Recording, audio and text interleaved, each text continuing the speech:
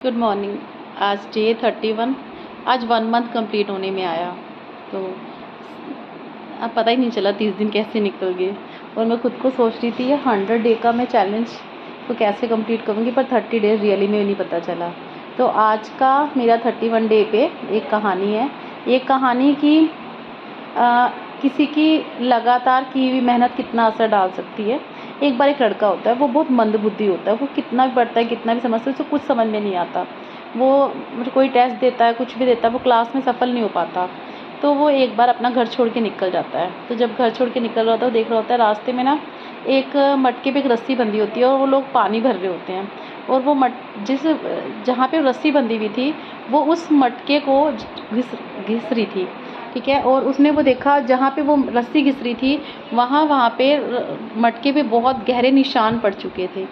तो उसने पता नहीं उसके दिमाग में क्या आया क्या नहीं, जबकि जिस हिसाब से मंदबुद्धि था, उसने सोचा जब एक मुलायम रस्सी इतने पत्थर जैसे मटके को घिसा सकती है, उसके ऊपर निशान छोड़ सकती है, तो मेरी क्या लगातार मेहनत मेरे काम को सफल नहीं बना सकती। तो वो अपने मन में डिसाइड करता है और वो तब से घर वापस जाता है और सोचता है कि अब मैं मेहनत करूँगा। और वो लगातार जो चीज़ याद नहीं होती उसको लगातार कंटिन्यूस प्रैक्टिस करता है। उसका रिज़ल्ट ये आता है कि अब वो अपने एग्ज़ाम में पास होने लगा। पास होने के साथ साथ उसका दिन ब दिन जैसे जैसे वो प्रैक्टिस कर रहा था, उसके रिज़ल्ट आने लगा, उसका आउटपुट निकल के आने लगा। और वो बच्चा अपनी लाइफ के अंदर एक अच्छा सब इंटेलिजेंट, बहुत एक्टिव स्टूडेंट बना। और साथ के साथ वो अपनी इस सीख से एक कामयाब इंसान भी बना, ठीक है।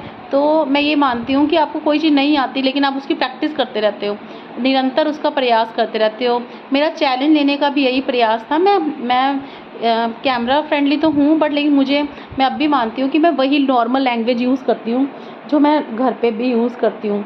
और मुझे सब जने बोलते हैं कि आप थोड़ा-सा अपनी स्क्रिप्ट रेडी करके प्रोनंसिएशन पे काम करोगे तो आप एक अच्छा कंटेंट रेडी कर सकते हो। और मेरा 100 डे चैलेंज लेने का यही मोटिव है कि मैं डे बाय डे कुछ चेंज लेके आऊँ।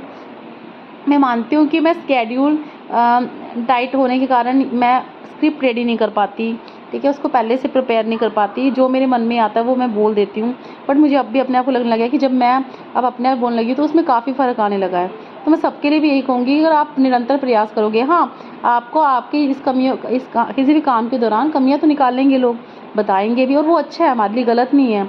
मुझे कई बार अब मैं कभी भी किसी से फ़ोन पे बात हो जाती है तो हमेशा मुझे मेरे प्लस पॉइंट बताते हैं, नेगेटिव पॉइंट बताते रहते हैं। पूनम रील में ये चीज़ लेके आ, तो ये चीज़ लेके आ सकती है, ये चेंज कर।